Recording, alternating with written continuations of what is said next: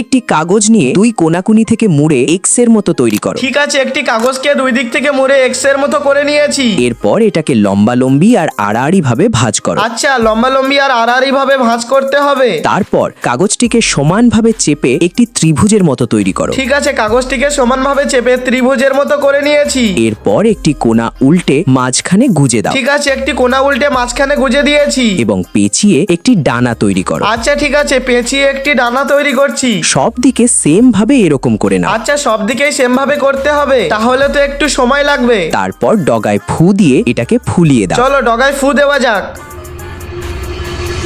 আরে তাই তো, এটা তো একদম ফুলে গিয়েছে। এবার শেষে ডানাগুলো সমান করে দাও। ঠিক আছে, ডানাগুলো সমান করে নিয়েছি। তখন দেখবে এটা একটি ঘুরন্ত কাগজের বেলুন তৈরি হয়ে গেছে। তোমরা কি একসঙ্গে লাইক সাবস্ক্রাইব করতে পারবে? চাইলে করে দেখতে পারো। তো তোমরা এটাকে 100-র মধ্যে কত দিবে?